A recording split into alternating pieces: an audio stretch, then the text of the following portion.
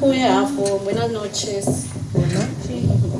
Gracias a Dios por este momento nuevamente. We danken God weer opnieuw voor deze dag. Cada día es una oportunidad que Dios nos da. Elke dag is een nieuwe kans die God ons geeft. Para vivir. Om te leven. Para disfrutar. Om van te kunnen genieten. De su misericordia.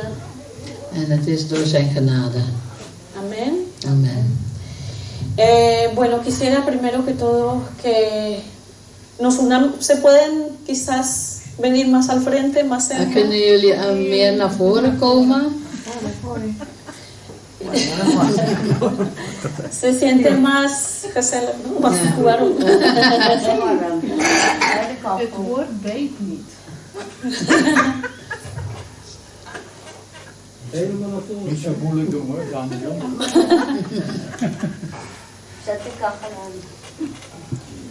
Y quiero que, bueno, unidos, yo sé que la importancia de la distancia está en el corazón, ¿no?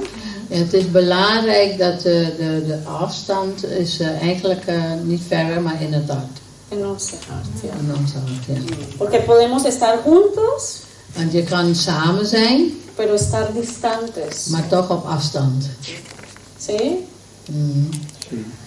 Y bueno, ahora estamos juntos y espero que en el espíritu estemos juntos. Nou, dat we nu meer naar voren zijn gekomen en we zijn samen, dan hoop ik ook dat we in de geest samen zijn. Amén. Amén. Que la unidad esté en esta casa. Dat de eenheid in deze huis mag zijn. Amén, porque la necesitamos. Want we hebben het heel erg nodig. Esa fue una de las oraciones que Jesús hizo cuando se despedía de los discípulos, ¿no? En dit is ook een van de gebeden die Jezus heeft gebeden voordat hij afscheid nam van zijn discipelen. Que estuviesen unidos. Y bueno, quisiera hacer una pequeña oración, que el Señor guíe esta palabra. Ik wil een klein gebed doen, dat God mij zal leiden in het woord. Todo está en sus manos. Alles is in zijn hand. Amén. Amen. Padre, te damos gracias por este momento. Vader, wij danken u voor deze moment. Porque tú estás aquí presente. Omdat u hier aanwezig bent. Y porque tú dices que donde hay 2 o 3, ahí estás tú en medio. Want u hebt gezegd waar 2 of 3 samen zijn, dan bent u in het midden. Y te damos gracias por esa promesa. En wij danken u voor deze belofte. Y por la promesa de tu Espíritu Santo. En voor de belofte van uw Heilige Geest. Porque tú dices que tu Espíritu Santo nos guiará a toda la verdad. Want u hebt gezegd dat de Heilige Geest ons zal leiden tot de volle waarheid. Y necesitamos tu Espíritu para que nos hable a nuestro entendimiento en esta noche. En we hebben uw Heilige Geest nodig dat hij tot ons spreekt en ons zal leiden. En el nombre de Jesús. In de naam van Jezus. Amén. Amen. Bueno, quería empezar con unas preguntas. Ik wil beginnen met een paar vragen te stellen. ¿Ustedes saben que cómo se celebraba ayer? Weten jullie wat ze gisteren hebben gevierd? De Halloween? Oh ja, Halloween. Ja, maar sí, pero El Día del Amor. también hay otra celebración. Ze hebben ook andere vieringen. El día de la Reforma. De dag van de Reformatie. De la Iglesia Protestante. Van de protestante kerk. Sí, cuando Lutero escribió las 25 tesis o... dat was de dag dat de Luther die 25... Nee, 59. Oh, 59 decreten, stellingen heeft geschreven. En op de deur van de kerk heeft geplaatst. Sí, es que muchas veces enfocamos nuestra atención a las cosas del mundo. Ja, vaak stellen we richten we onze aandacht op de dingen van de wereld. Porque es lo que más se escucha, ¿no? Is wat we het meest horen. Y saben que hoy también hay una celebración. En vandaag hebben we ook een viering. Pero también esta sí tiene que ver con las cosas, o sea, oscuras, digámoslo así. En het heeft te maken met duistere dingen. Nosotros no lo celebramos, Wij vieren dat niet. pero en el mundo entero se está celebrando y es el Día de los Muertos o Heiland. Ah ja, primero 1 november vieren ze de dag van de dood. De doden. Sí, Over de hele wereld. sí, y mucha gente celebra porque es una tradición católica. En velen die vieren het omdat het een katholiek feest is. Pero sí, pero no saben bien el origen. Maar de mensen weten eigenlijk de grondslag hiervan niet. Y realmente están celebrando las personas que se han muerto. Por ejemplo, en México Bijvoorbeeld in Mexico. lo celebran tan profundo que ellos llevan ofrendas a los familiares muertos. Die vieren het zo ernstig, diep, dat ze cadeautjes brengen naar de dode Y familieleden. comida En eten. y celebran juntos. En dan vieren ze het samen. Y bueno, la gente lo hace porque lo ve hacer, ¿no? Ja, ze doen het omdat het een overlevering is, iets wat overgedragen is. Pero es una celebración, es oscura. Het is iets duisters. Pero con todas estas celebraciones yo quería compartir sobre otro tipo de celebración. Ja. Naast al deze duistere vieringen wil ik eigenlijk iets anders delen over een andere soort viering. Y mira, nosotros muchas veces celebramos la muerte de Jesús cuando estamos en Pasen, en la Semana Santa. Wij christenen vieren het meest de dood van Jezus rond Pasen. Sí, y esto es realmente algo más religioso, digámoslo así. Zie je, het is iets meer religieus. Sí, y yo creo que es algo que nosotros debemos de celebrarlo siempre. En ik vind dat we dit eigenlijk altijd moeten vieren. ¿Por qué? Porque estamos celebrando la muerte Want wij vieren de dood van Jezus, que nos lleva a la vida. die ons eigenlijk het leven bracht. ¿Sí? Esa es la muerte que realmente para los cristianos la muerte no existe. Eigenlijk voor de christenen bestaat de dood niet eigenlijk meer. Porque Voor de Cristo christenen. la venció Want Jezus heeft het overwonnen aan het kruis. en la cruz. Y entonces, el servicio pasado, De vorige dienst yo había recibido una palabra heb ik een woord ontvangen. y era en Colosenses En dat was in Colossensen 2, 2, del 13 al 15. van 13 tot 15.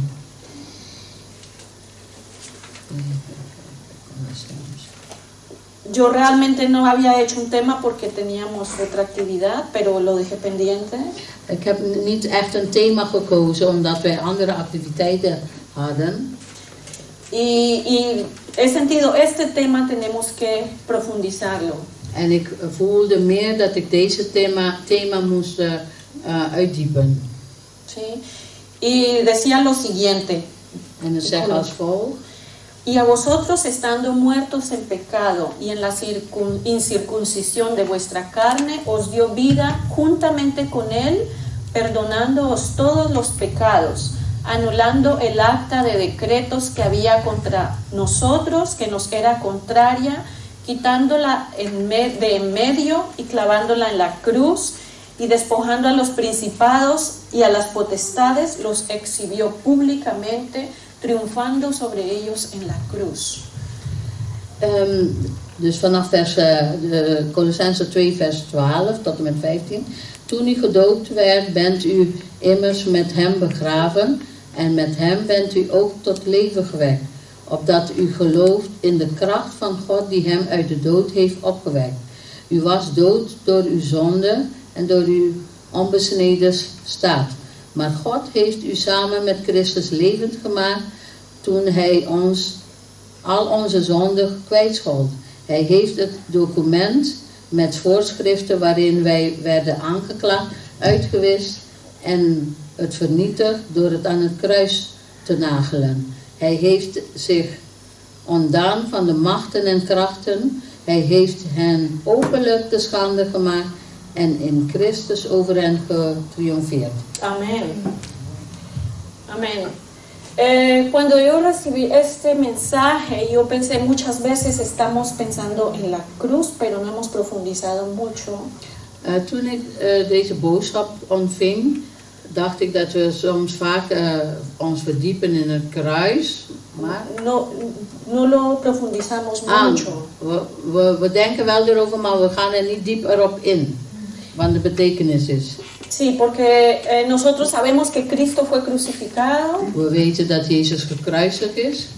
pero ¿cómo es que aquí dice que Él quitó esa acta que nos era contraria, por ejemplo?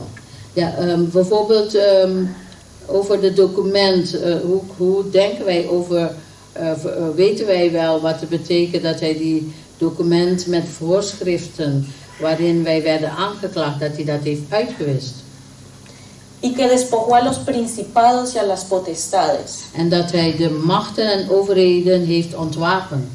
¿Cómo hacemos para saber? Una persona del mundo piensa, si yo tengo una cruz me va a salvar, por ejemplo. Ja, bijvoorbeeld de wereldse mensen die hebben ook hun religie en denken, nou als ik een kruis oppak dan ben ik gered. Por ejemplo, yo recuerdo que antiguamente habían películas de terror, Ja, films, brujas. ja, Of misschien nog ja, steeds. dus er zijn, vroeger waren er gewelddadige films over moorden en kruisigingen. Horrorfilms. Ja, oorlogfilms en zo. Ja. Y eso, por ejemplo, hacían, con una cruz y te salvaban. En dan maken ze een teken met het kruis en denken ze dat ze gered zijn. O cogían una cruz y decían, como O sea, que esa cruz me salva, ¿sí? Ja, of ze nemen een kruis en als teken zo en denken ze dat ze zo beschermd worden. Y bueno, la gente pensaba así y lo han creído así, o cargan una cruz o tienen una cruz y piensan esta cruz es mi amuleto. Ja, dus ze dragen het als een vorm en als een amulet eigenlijk. Als een soort bescherming, maar het geeft geen bescherming. Nee. Pero nosotros estamos ahora en Cristo y Dios nos ha dado las armas. En maar wij zijn nu in Jezus Christus en God heeft ons andere wapenen gegeven. Y nos ha dado promesas. En hij heeft ons beloftes gegeven. Y me quedo hay muchos textos sobre la cruz. Er zijn heel veel teksten over het kruis. Sobre su poder, sobre el significado. Over zijn betekenis en over de kracht. Pero el significado lo tiene porque Cristo fue a la cruz. Maar de echte betekenis is dat Jezus eigenlijk aan het kruis heeft gehangen. Cuando él pasó este proceso de la muerte, allí es donde él venció. Eigenlijk het proces van sterven aan het kruis, dat is eigenlijk wat hij heeft ondergaan om te kunnen overwinnen. ¿Sí? Y es algo que quizás ya los podemos decir, sí, eso yo lo sé. Ja, en misschien gaan we er makkelijk mee om van, dat weet ik wel. ¿Sí? Pero, ¿por qué quería profundizar en esto? Waarom wil ik dit meer uitdiepen? Porque quiero que volvamos al texto donde Cristo fue crucificado. Ik wil dat we gaan naar de versen waar Jezus gekruisigd werd. En Mateo 27. In Matthäus 27. 45 al 54. Vanaf vers 45 tot 54. Bueno, lo voy a leer en español. Dice, desde el mediodía y hasta la media tarde, toda la tierra quedó en oscuridad. Como a las 3 de la tarde, Jesús gritó con fuerza, Elí, Elí, lama sabatani, que significa, Dios mío, ¿por qué me has desamparado? Cuando lo oyeron, algunos de los que estaban allí dijeron, está llamando a Elías. Al instante uno de ellos corrió en busca de una esponja, la empapó en vinagre y la puso en una caña y le ofreció a Jesús para que bebiera, y los demás decían, déjalo a ver si viene Elías a salvarlo. Entonces Jesús volvió a gritar con fuerza y entregó su espíritu. Y en este momento la cortina del santuario del templo se rasgó en dos, de arriba a abajo, y la tierra tembló, y se partieron las rocas, y se abrieron los sepulcros, y muchos de los santos que habían muerto resucitaron, y salieron de los sepulcros, y después de la resurrección de Jesús, entraron en la ciudad santa, y se aparecieron a muchos. Cuando el centurión y los que estaban custodiando a Jesús vieron el terremoto y todo lo que había sucedido, y quedaron aterrados y exclamaron: verdaderamente este es el Hijo de Dios. Vanaf vers 45, rond het middaguur viel er duisternis over het hele land, die 3 uur aanhield. Aan het einde daarvan, in het 9e uur, gaf Jezus een schreeuw en riep luid: Eli, Eli, lama sabachthani. Dat wil zeggen: mijn God, waarom hebt u mij verlaten? Toen de omstanders dat hoorden, zeiden enkele van hen: hij roept om Elia. Meteen kwam er uit hun midden iemand toegesneld die een spons pakte en in zure wijn doopte. Hij stak de spons op een stok en probeerde hem te laten drinken.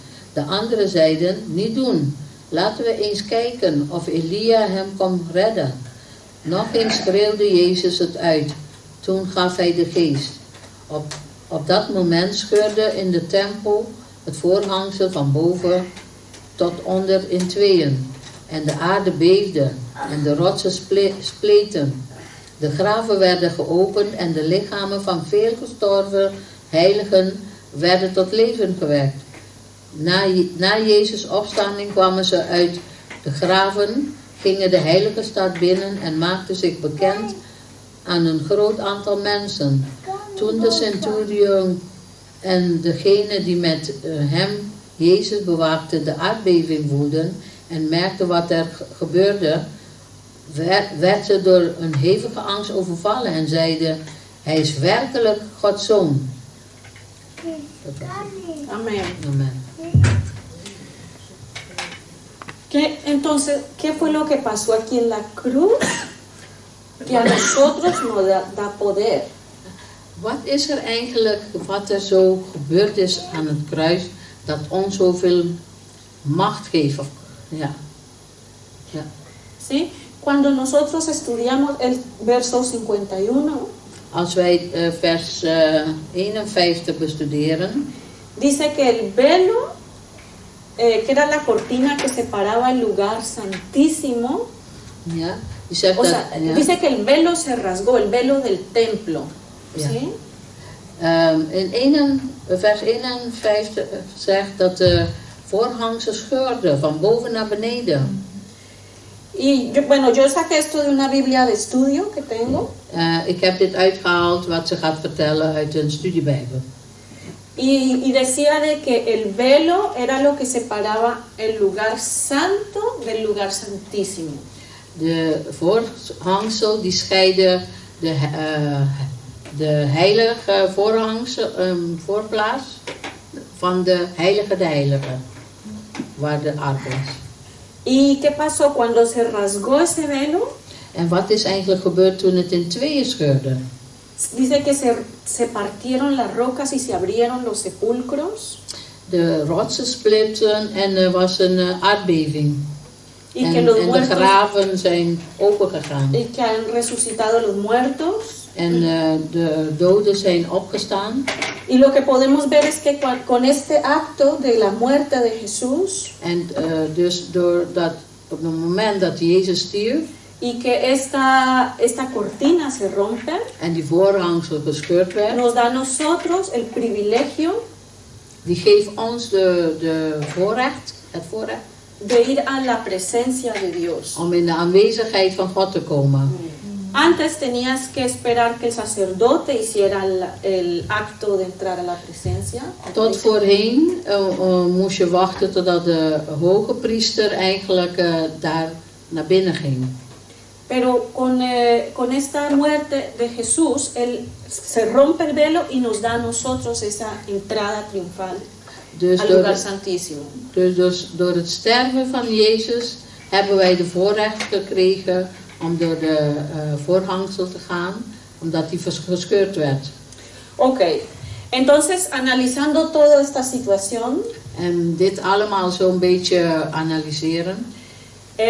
le pregunté al Señor, ¿por qué nos quieres enseñar con que en la cruz Cristo despojó a los principados y a las potestades?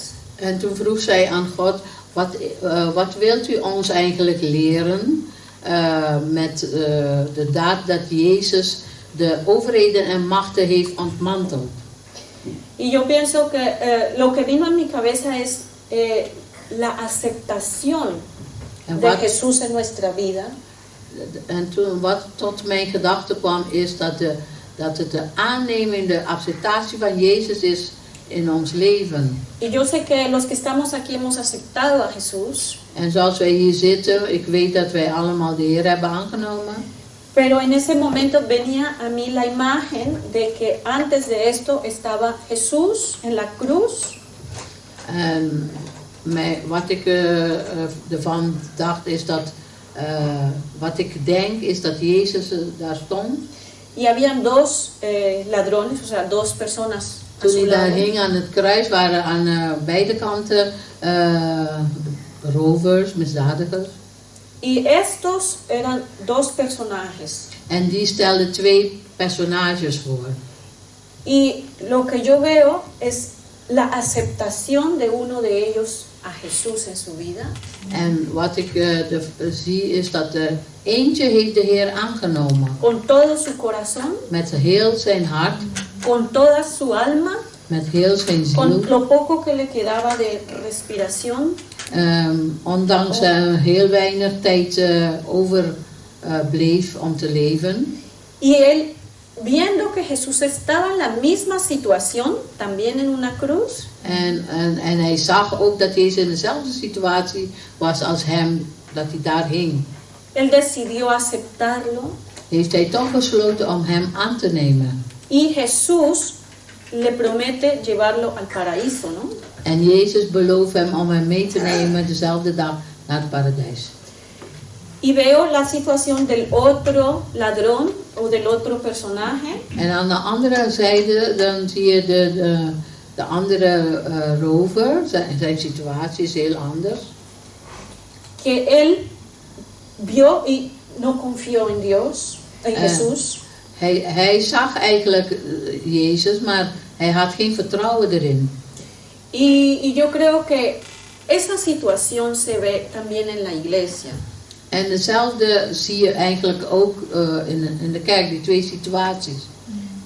Algunos cristianos se comprometen con Jesús Enkele christenen die nemen Jezus wel aan y reciben todas sus promesas, en ontvangen door geloof al zijn beloftes. pero el otro duda, Maar die andere groep die twijfelt. ¿sí?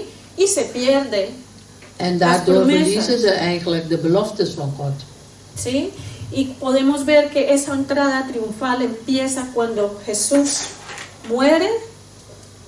Cuando Jesús muere, vence la muerte.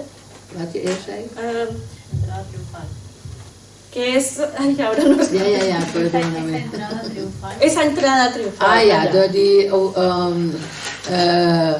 overwinnende, Binnen, ja, triomferende binnenkomst van Jezus. es vencida, empieza con la muerte, Begint met zijn dood. ¿sí? Y cuando esa muerte se efectúa, allí es donde él, en esa cruz, hace ese efecto. Oh, oké. Dus als die dood zijn werking doet, dan kan je ook zien dat het zijn, dat hij... Y él quita ese poder a la muerte. Ja, dus eigenlijk zijn dood werkt uit dat hij de kracht van de dood ontroont. ¿Sí? Y es muy raro que y con la cruz significa maldición. De kruis betekent vervloeking. Es donde se llevaba la maldición, el Ja. pecado de una forma exagerada. de morir. Ja, dat is een hele gruwelijke, opzichtige manier om te sterven. Het is eigenlijk, de kruis is eigenlijk daar wat je vervloekt, dus een vloek. La persona que era crucificada decía que era maldito. Ja, en de persoon die dan gekruist wordt, is gewoon vervloekt. Entonces, para nosotros es incomprensible por qué en la muerte se vence la muerte, por qué en la maldición está venciendo la maldición. Ja, het is eigenlijk heel raar om te zeggen dan dat de dood overwint en de vloek de vloek. Dat is eigenlijk een beetje krom. Sí, entonces yo pensé, pero que es como raro, pero tenemos que profundizar en ese tema. Het is iets heel raars, maar we moeten ons in verdiepen om het te kunnen begrijpen. Y entonces pensé, por ejemplo, en el Antiguo Testamento, donde hay una parte que se pueda como comparar. In het Oude Testament heb je daar ook een gedeelte waar je daarmee kunt vergelijken. Y era en una situación donde, en el caso de Moisés, Ja, dat was in de situatie waar Mozes zich in bevond. y está en el libro de Números In Numeri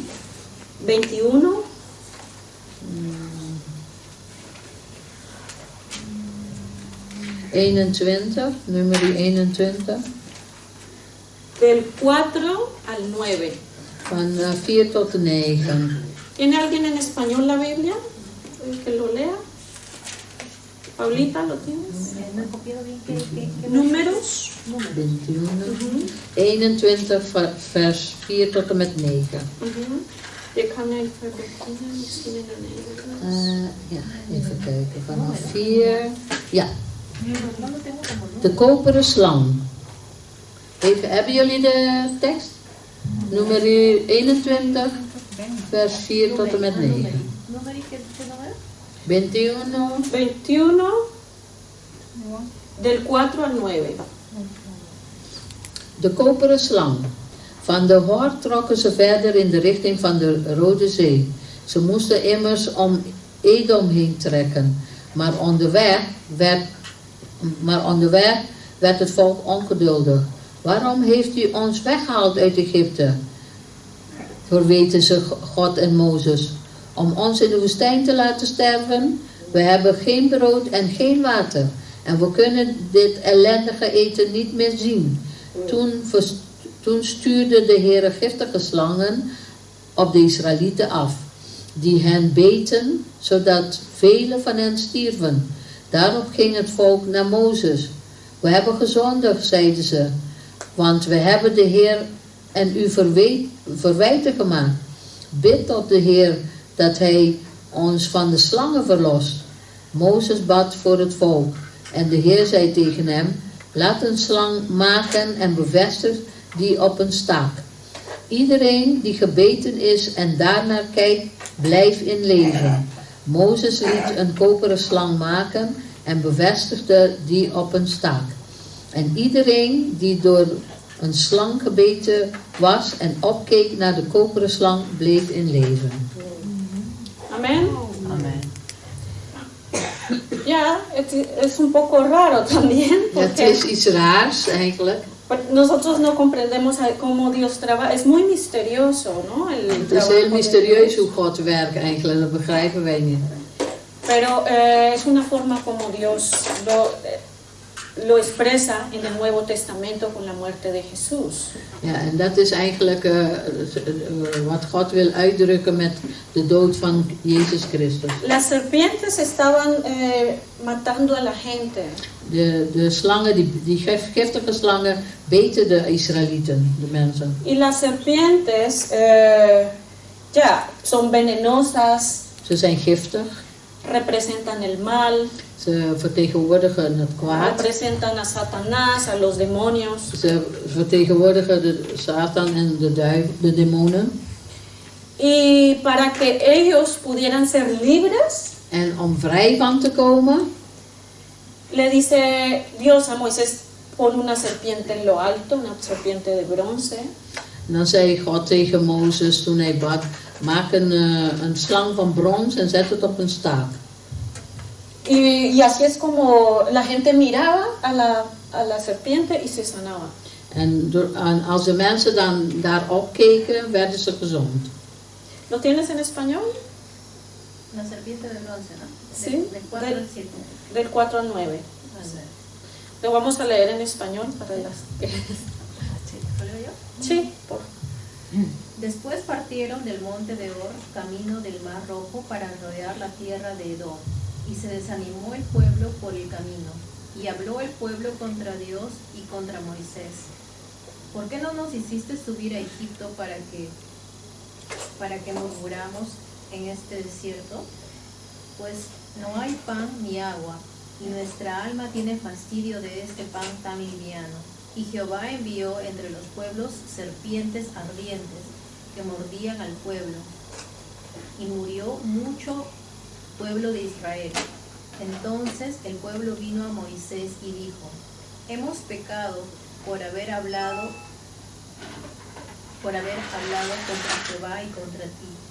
Ruega a Jehová que quite de nosotros esas serpientes. Y Moisés oró por el pueblo. Y Jehová dijo a Moisés: hazte una serpiente ardiente y ponla sobre un asta, y cualquiera que fuere mordido y mirare a ella, vivirá. Y Moisés hizo una serpiente de bronce y la puso sobre un asta. Y cuando alguna serpiente mordía a alguno, miraba la serpiente de bronce y vivía. Amén. Entonces vemos que, o sea, como nos parece raro, pero allí en la misma serpiente estaba la solución. Ja, het kan voor ons raar klinken, maar juist dezelfde slangen, gebeterslangen, van daaruit werd gezegd, maak een koperen slang. En dat is hun redding geworden. ¿Sí? Y asimismo, con la muerte de Jesús, con la crucifixión, la muerte es la que nos lleva a la vida, ¿no? En dat is hetzelfde eigenlijk met de dood van Christus. Zijn dood heeft ons het leven gebracht. Y para eso vamos a ver en el libro de Juan 3:12. We gaan kijken in de evangelie van Johannes, hoofdstuk 3 vanaf vers 12. Del 12 al 16. Van 12 tot en met 16. ¿Lo lees en español? Lees jij het in het Ja, en Nederlands? Oké. Wanneer jullie me niet geloven als ik over aardse dingen spreek, hoe zouden jullie mij dan geloven als ik over de hemelse dingen spreek? Er is toch nooit iemand opgestegen naar de hemel behalve degene die uit de hemel is nedergedaald, de mensenzoon.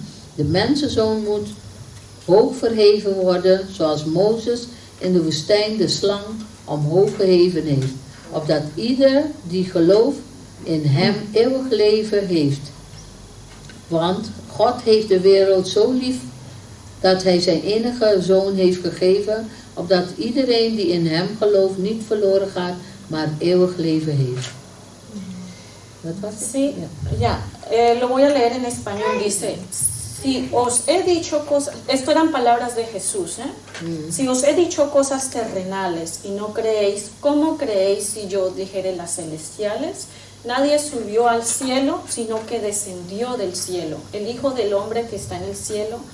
Y como Moisés levantó la serpiente en el desierto, así es necesario que el Hijo del Hombre sea levantado, para que todo aquel que en él cree no se pierda, mas tenga vida eterna. Bueno, era hasta el 15. Y lo que veo aquí es, aquí hay un punto clave. Hier is een duidelijke punt. Porque siempre, o sea, quizás escuchamos la parte donde dice para que todo aquel que en él crea no se pierda, mas tenga vida eterna. Vaak lezen we meer van die stuk van dat een ieder die in hem gelooft eeuwig leven krijgt. Pero vemos que desde antes aquí está Jesús hablando sobre la situación que fue, así como fue en el desierto, que fue levantada la serpiente, así Jesús iba a ser levantado. Maar die stuk daarvoor heeft Jezus het over de opgeheven slang, zoals het is gebeurd bij Mozes in de woestijn. Y eso era necesario, dice aquí, que el hombre que el Hijo del Hombre fuera levantado porque Jesús bajó a la tierra. Ja, en het is dan ook noodzakelijk om dit te weten, want Jezus is eigenlijk van boven naar beneden gekomen op aarde. Y después tuvo que ser levantado como la serpiente. Dus hij moest ook verhoogd worden, want hij was daar en hij kwam naar beneden. Maar nu moet hij ook weer verhoogd worden. Als mensenzoon. Ya, y ser crucificado. En ook gekruisigd worden. Pero entonces lo que yo veo es que allí, lo que aquí habla como el punto clave, lo necesaria que es la fe. En de punt wat ik hier uithaal is, wat nodig is geloof, het geloof. ¿Sí? Creer en lo que Dios hizo, que hizo a través de Jesús. Geloven in wat God heeft gedaan door zijn Zoon Jezus Christus. Profundizar en el evento de su muerte que nos da a nosotros. Eigenlijk ons in verdiepen in het feit eigenlijk wat Jezus aan het kruis heeft voor ons gedaan. La gente hoy está celebrando el Día de los Muertos. Vandaag vieren de mensen overal eigenlijk de dag van de dood. Ya, y es un día que, como les dije al principio, es en muchos países como hacen rituales y hacen ja, dat is dan een viering die ze doen met rituelen en al die dingen. Voor dode mensen, eigenlijk voor de dood. Y incluso hay personas que quieren como tener, como decir, acostumbrarse desde ahora que se van a morir. En daardoor zijn er ook mensen die zich eigenlijk toe-eigenen en zich gaan normaal vinden dat ze zich voorbereiden voor de dood. ¿Sí? Y aquí nosotros podemos ver que ya la muerte fue vencida. En door wat Jezus heeft gedaan, kunnen we zien, de dood is eigenlijk overwonnen, ontmanteld. ¿Sí? Pero nosotros tenemos que creer. Maar wij moeten geloven. Creer que tenemos vida. Geloven dat we het leven hebben. Nuestro cuerpo va a morir, sí, un día.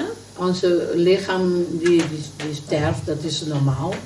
Pero nosotros tenemos poder contra la muerte, contra las potestades, contra las tinieblas.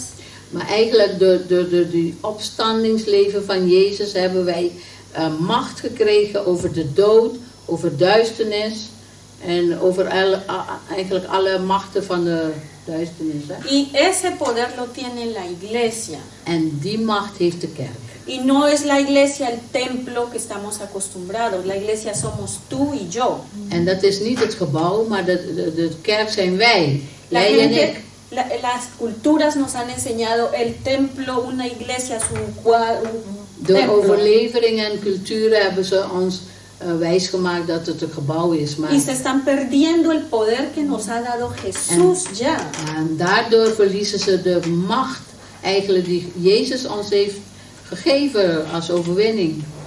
Contra todas las potestades. Tegen alle machten en overheden. Pero la iglesia tiene que ser consciente. Maar de kerk moet zich daar bewust van worden. A veces estamos en pánico por cualquier cosa pequeña. Vaak zijn we in paniek voor elke klein ding dat gebeurt.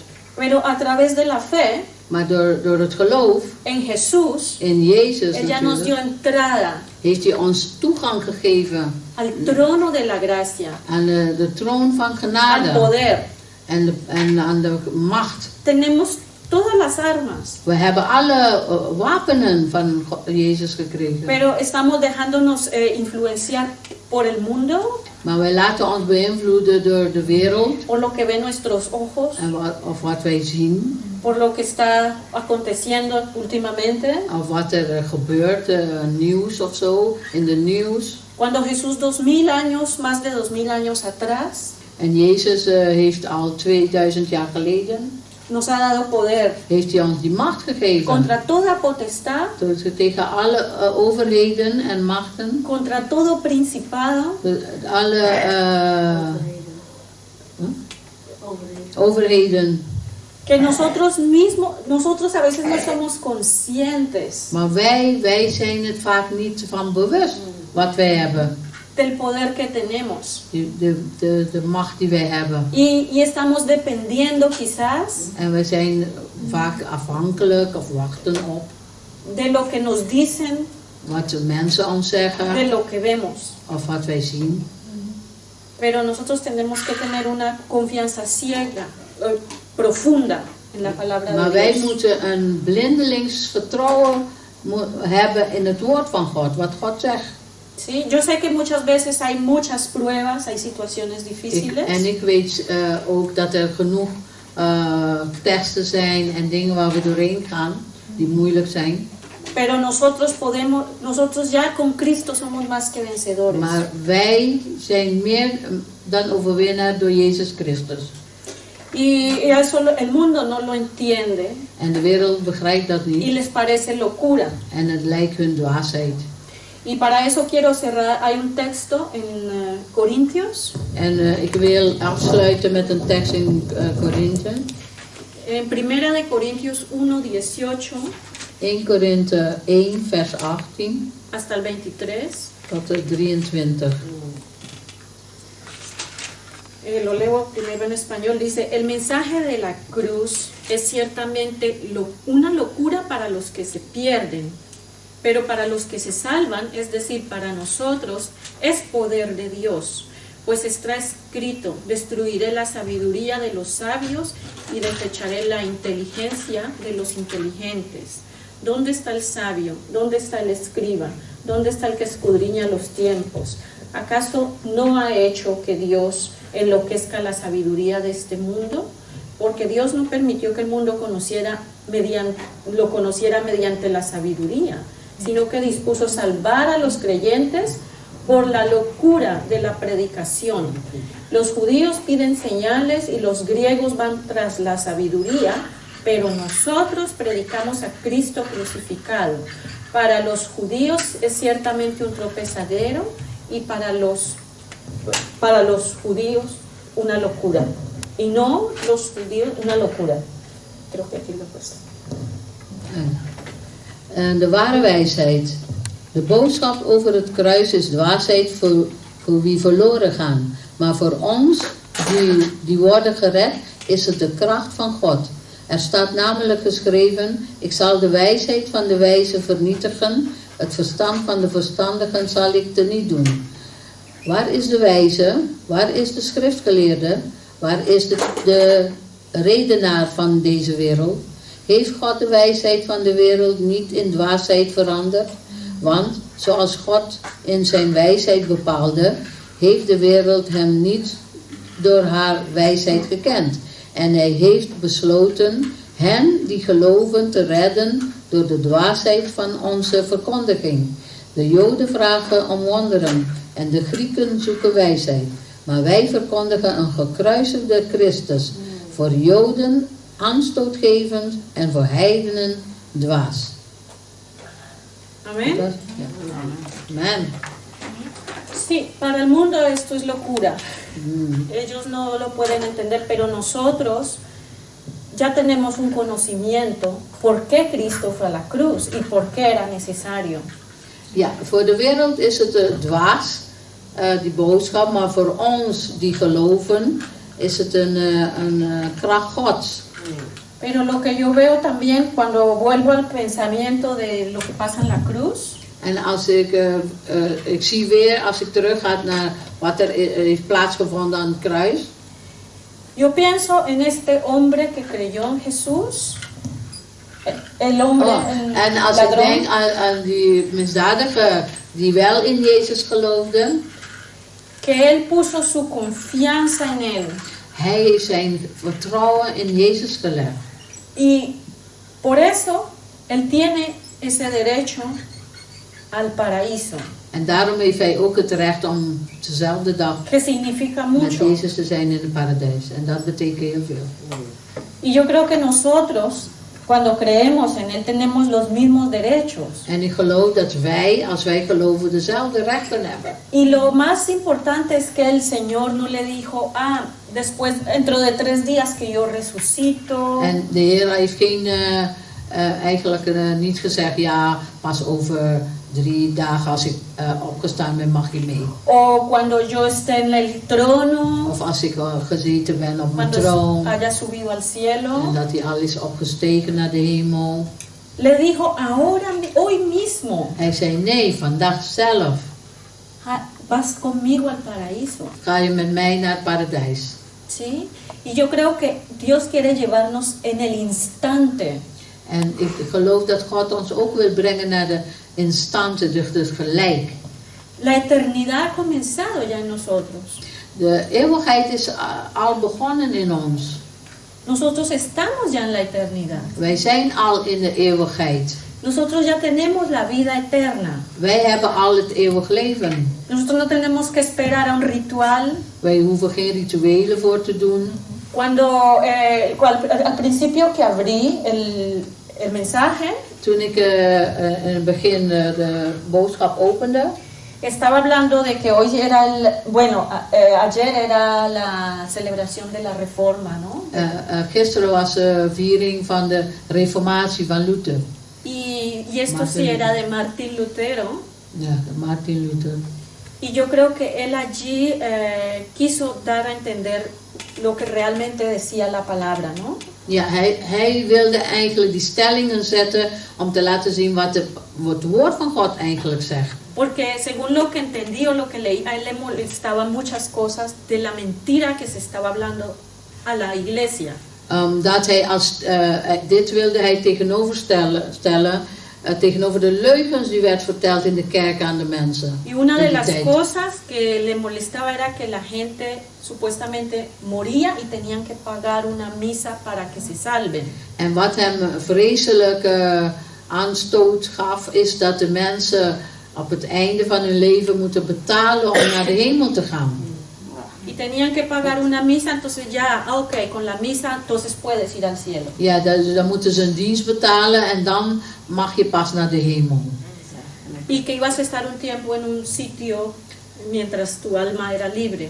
Ja, en dan ga je in een soort wachtvuur of zo, totdat je Sí, el ziel, purgatorio que se le ja, por ejemplo. voordat je ziel naar de hemel mag. Pero aquí nos deja ver Jesús Maar hier kan je Jezus zien, que él no le dice al de la cruz, al ladrón, hij zegt niet tegen die misdadiger die in hem geloofde, tienes que pagar, jij moet betalen, o tienes que cumplir un sacramento, un of je tipo moet de een ritual. ritueel of een sacrament doen om daar te komen. Fue por la fe Het was door zijn geloof que lo recibió todo. dat hij alles heeft ontvangen. Todo Alles por la fe. door het geloof. Porque el paraíso significa como lo que Dios, cuando Dios creó al hombre, lo creó perfecto. Toen God de mens heeft gemaakt, heeft hij perfect gemaakt. Y sin enfermedades, sin dificultades. Zonder ziektes of moeilijkheden. Y vivían en el paraíso. En ze leefden in een paradijs. Y lo que aquí vemos es que este hombre conquistó nuevamente el paraíso. En dan kan je zien eigenlijk dat deze man, deze misdadiger, de paradijs heeft weer Opnieuw, ja. conquistó. Ja, conquistar. Ja, weer heeft Teruggekregen. ja, zoiets. teruggebracht, ja. Porque ya la persona lo había... Y este es lo típico que representa la iglesia. En dit is eigenlijk typisch wat de kerk voorstelt eigenlijk. Nosotros otra vez tenemos derecho al paraíso, We hebben opnieuw recht op de paradijs. a la identidad con la que Dios nos creó, Met die identiteit zoals God ons in het principe heeft geschapen. por esa creencia en Jesús. Door het geloof in Jezus Christus. Así, este hombre conquistó otra vez ese paraíso. En zo heeft deze man eigenlijk dit teruggenomen. Y así lo hacemos nosotros. En, Así nos pasa a nosotros En- como iglesia. en dit eigenlijk moeten wij hetzelfde doen, ondergaan. Net wat die misdadiger die in Jezus geloofde. Así que tenemos que confiar plenamente en lo que Jesús ya hizo y nos entregó. En dus we moeten eigenlijk blindelings vertrouwen in wat Jezus al voor ons heeft gedaan. ¿Sí? Y tener un compromiso con Él. En Compromiso sluiten. ja, eigenlijk een verbond sluiten met hem, met Jezus. ¿Sí? Y no quiere decir que tenemos que hacer obras para que nos salvemos, porque es por fe. En dat betekent niet dat je werken moet doen om dat te verkrijgen, want het is allemaal door geloof. Amén.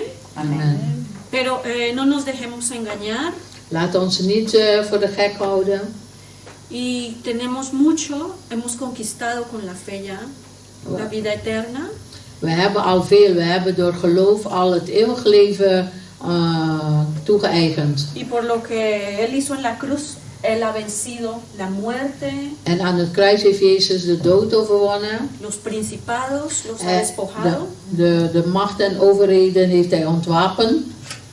Y nosotros, yo no sé algunos de ustedes, pero a veces tenemos experiencias, ¿no? Espirituales. Ja, ik weet niet of jullie dat hebben, maar soms heb ik geestelijke ervaringen. Y así tengamos, yo por ejemplo he tenido sueños donde he encontrado cosas muy peligrosas o malas. En soms in mijn droom zie ik gevaarlijke dingen of slechte dingen. Y empiezo a nombrar en el nombre de Jesús En con dan ga ik mucha de fe. naam van Jezus met kracht en geloof uitspreken. Y esto se va, se En dan desaparece verdwijnen ze. o se rompe. Of ze ontploffen. Of, Y yo creo que es una muestra de lo que Dios puede hacer con nosotros. en dat is eigenlijk bewijs wat God eigenlijk met ons wil doen. Así que usemos la autoridad que Cristo nos dio en la Daarom cruz. moeten wij de autoriteit gebruiken die Christus ons heeft Él ya la gegeven. ganó. Él ya la ganó. Hij heeft het al overwonnen. Y ya nos dio esa entrada. En hij heeft onze weg geopend voor ons. Y tenemos las llaves, En we hebben de sleutels el poder. en de macht. Y no debemos dejarnos influenciar por las mentiras del mundo. En wij moeten ons niet laten beïnvloeden door de leugens van de wereld of van Porque de está duivel. en su palabra. Maar om in zijn woord te zijn. En Tenemos geloof in esa zijn woord. victoria. Amén. Amen. ¿Lo cree? Geloven jullie dat? ¿Quién no lo cree? Wie gelooft het niet? Ja. Es importante la fe. Geloof is heel belangrijk. Sí, porque la fe es la que nos va a llevar a conquistar. Want het is door geloof Ja, dat está. we alles gaan overwinnen. Pero sí, tenía esta palabra porque a veces nos dice la palabra, por ejemplo aquí, Él ha vencido. Ja, want vaak zegt het woord tegen ons, we hebben overwonnen. O esto ya está consumado es, het is volbracht. Het is al, ja. Het is al verbracht. Pero a veces lo decimos superficial Ja, we zeggen het zo oppervlakkig, y als no een lo hemos kreet. recibido en el espíritu. Maar we ontvangen het niet diep in ons geest. Y eso es lo que necesitamos En dat is wat wij nodig en hebben, el espíritu. in de geest. Et is volbracht. Esto consumado es. Het is volbracht, ja. Amen. Amén. Amén. Que esa palabra se quede en nuestro espíritu, porque sé que con las cosas que vemos en el mundo podemos dudar. Ik hoop dat dit woord diep in je geest blijft, want met de dingen die in de wereld gebeuren, dan kan je gaan twijfelen Sí, sobre el poder que tienes. over de macht die je eigenlijk hebt gekregen. Pero no nos dejemos influenciar. We moeten ons niet laten beïnvloeden. No hay poder que Jesús no haya conquistado. Si Er is conquistó geen- la muerte, Er is geen macht die Jezus niet al heeft overwonnen. Zelfs de dood. Ja.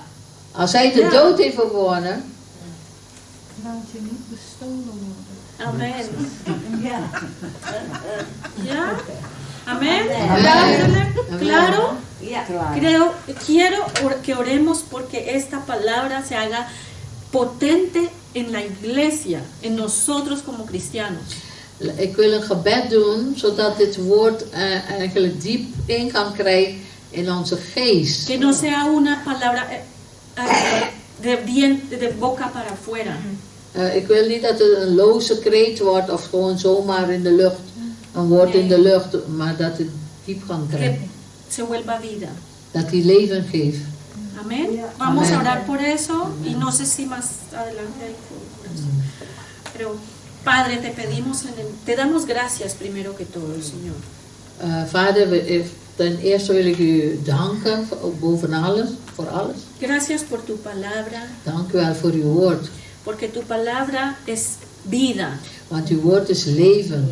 porque tu palabra es alimento Uw woord is voedsel para nuestro espíritu. voor onze geest. Te pido, Padre, Ik vraag u, Vader, que cada persona que ha escuchado esta palabra dat ieder die het woord heeft gehoord, tenga esa seguridad completa die een vaste overtuiging heeft, de lo que tú ya conquistaste wat u al hebt overwonnen en la cruz. aan het kruis. Tú ya lo hiciste, Señor. U heeft het al volbracht, Heer. Pero tenemos que nosotros entrar al Ma- lugar santísimo Maar wij moeten binnengaan in de heilige der heiligen. en el nombre de Jesús. In de naam van Danos Jezus. la sabiduría. Geef ons de wijsheid. Danos, Señor, esa poder Geef ons, Heer, deze kracht. para que a pesar de todas las circunstancias Dat ondanks alle omstandigheden, entremos a ese lugar dat santísimo. wij deze heilige plaats mogen binnengaan. Porque allí tenemos todo. Want daar hebben we alles. Tú ya abriste ese camino para U heeft die nosotros. weg al gebaand voor ons. Y por eso, Señor, En daarom, Heer, declaramos verklaren que wij somos conquistadores y Sa- más que vencedores. dat wij overwinnaar zijn. Y más que vencedores. En meer dan overwinnaar. En el nombre de In de naam Jesús. van Jezus Gracias, Christus. Padre, por esa fe, Aleluya. por esa victoria. Dank u, Vader, voor En el nombre de deze Jesús. Y que overwinning. sea para toda la iglesia, En dat het Señor. voor de hele gemeente is, Heer. Porque estamos, Señor, en un tiempo donde tenemos que estar fuertes. Want we leven in een tijd waar wij sterk moeten zijn. Y nada nos puede robar En niets ons zal roven. esa fe, De geloof, esa seguridad, deze zekerheid que ya lo tenemos. die wij al hebben. Y no importa nuestras faltas. En dat maakt niet uit onze fouten. Jesús no le importó el ladrón que estaba a su lado. Jezus ging niet kijken naar de fouten van die misdadiger naast hem. Sino que él creyó y Jesús lo dejó entrar. Alleen dat hij geloofde in Jezus en Jezus heeft hem binnengelaten. Con todo. Met alles. Y te damos gracias, Señor, En wij danken u, Heer. porque a pesar de nuestras faltas, Maar ondanks onze fouten, por gebreken, la fe ya tenemos todo. maar door geloof hebben wij al alles. Te pido, Señor, que quites el engaño Heer, ik bid u om de leugen weg te halen. en el nombre de In de Jesús naam van de Jezus la Christus. iglesia. Uit de kerken. El engaño tiene que salir. De leugen El moet espíritu- weggaan. El engaño Moet tiene que wijken. salir de esta casa y de Moet nuestros wijken uit corazones, deze kerk en uit onze de huizen. nuestros hijos. En onze kinderen. En el nombre de In Jesús. de naam van Jezus. Sale toda mentira. Alle leugen moet wijken. En el nombre de In de Jesús. naam van Proclamamos protección en los oídos Wij proclameren bescherming in hun gehoor. y en nuestros corazones En onze harten. y en los de toda nuestra casa, En onze hele huis. nuestras familias. Onze En el nombre de gezinnen. Jesús. In de naam van Jezus. Gracias, Señor, por tu protección. Dank u, Heer, voor uw bescherming. Gracias por esa limpieza espiritual, Señor. Dank u voor de geestelijke reiniging. De todas las mentiras Van alle leugens. y de todo engaño. En alle leugens. En el nombre de Jesús. Misleiding in de naam van Jezus. Gracias, Padre. Dank u, Vader. En el nombre de Jesús. In de naam van Jezus. Amén. Halleluja. Gracias. Halleluja. Dank u, Jezus. Yo le recibí. Ik heb het wel ontvangen in mijn geest. Ik ook. Je hebt het alleen bevestigd. Oh, wow. Ze heeft het alleen bevestigd. Ja, dus God is goed. Hè? Ja. God is goed. Amén. Amen. Tiene muchas cosas para nosotros. Amen. Gracias, Padre. Puedo danzar con libertad, porque soy su hijo, porque soy su hijo.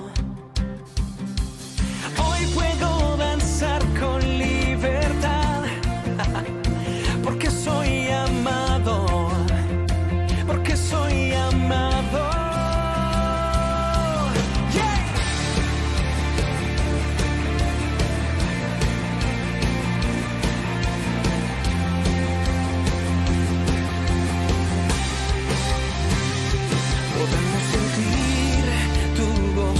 Podemos sentir tu río, hay sanidad en las aguas, queremos danzar. Podemos sentir tu gozo, podemos sentir tu río, hay sanidad en las aguas, queremos danzar.